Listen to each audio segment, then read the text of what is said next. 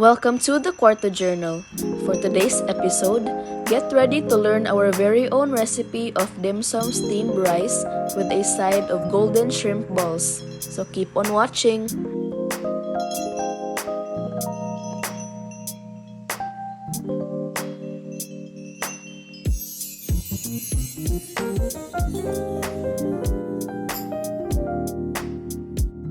First is to remove the shell of the shrimp and set it aside.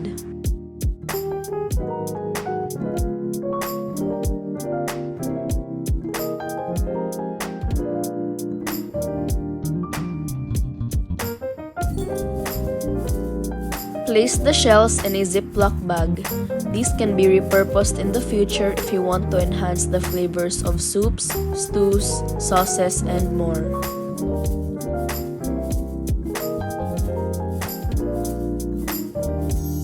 Next is to remove the tail of the shrimp and set it aside.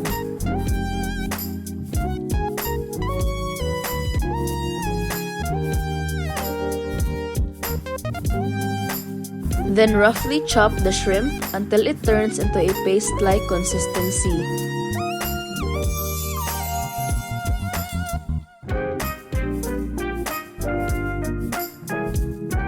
And then just add it to a bowl.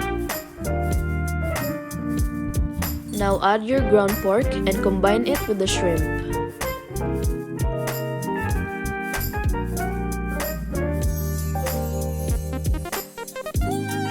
Also throw in grated carrots and minced garlic for more flavor.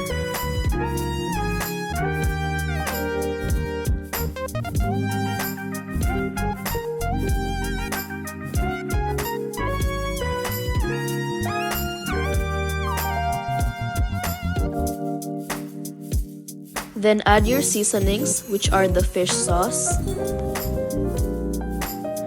5 spice,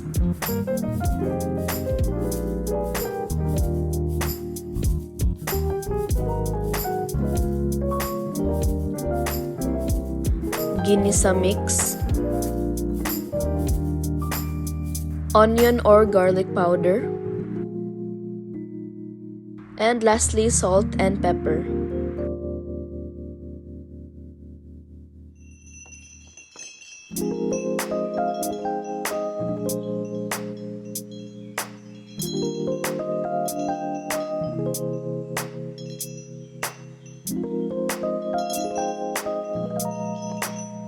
And then just crack 1 egg and add 2 teaspoons of cornstarch and mix well.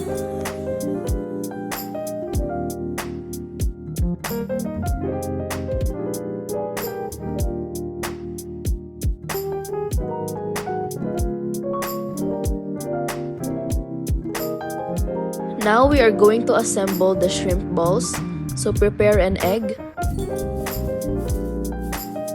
cornstarch, and Panko breadcrumbs.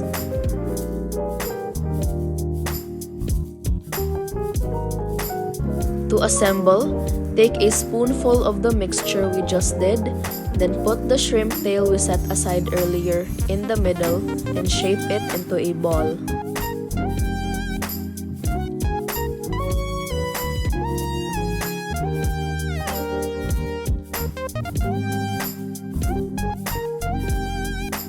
And then just coat it with the egg and panko, and you're done.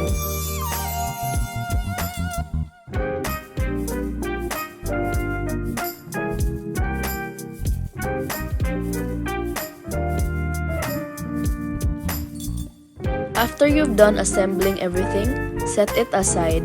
And now we're gonna prepare the sauce for the steamed rice. So take your pork and add soy sauce and a little cornstarch. Mix it and fry until it turns golden brown.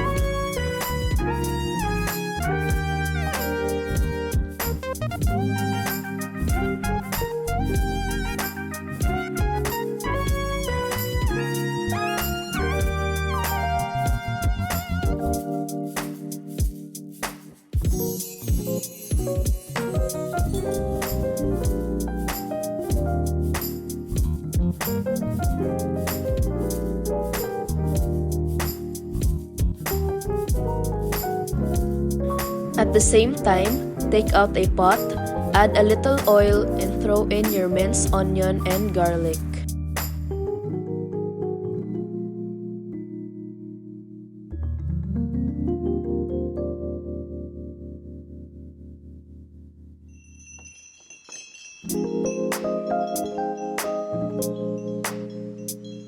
Then add all your fried pork.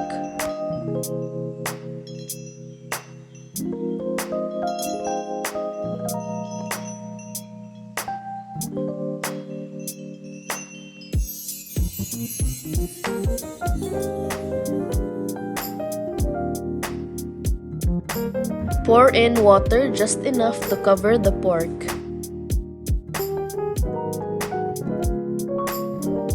And then season it with soy sauce, fish sauce, 5 spice, onion or garlic powder, and oyster sauce.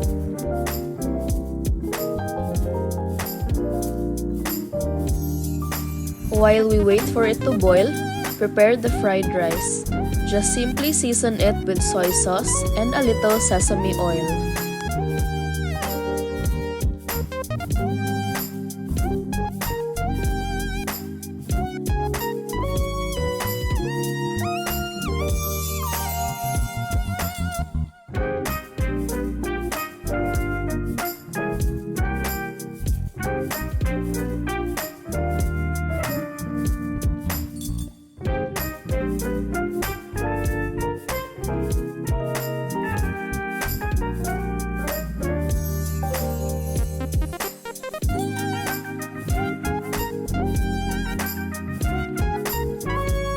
Now that the sauce has come to a boil, throw in your peas.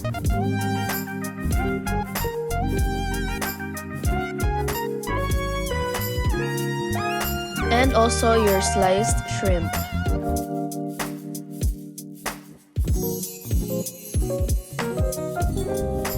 Also add the slurry to thicken the sauce.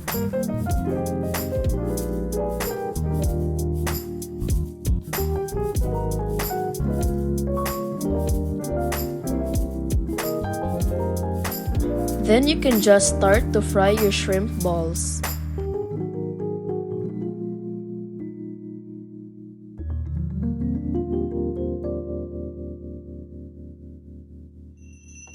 When the sauce has thickened and the shrimp balls already fried to perfection, you can finally serve.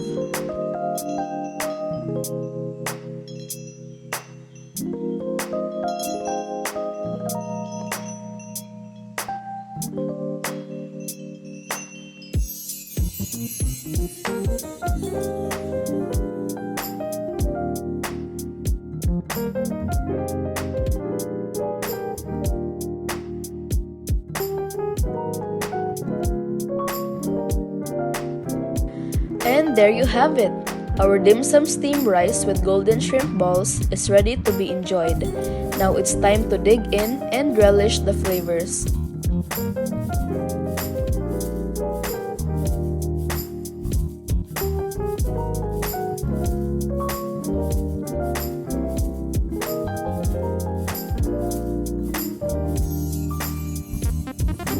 And this concludes our 12th episode.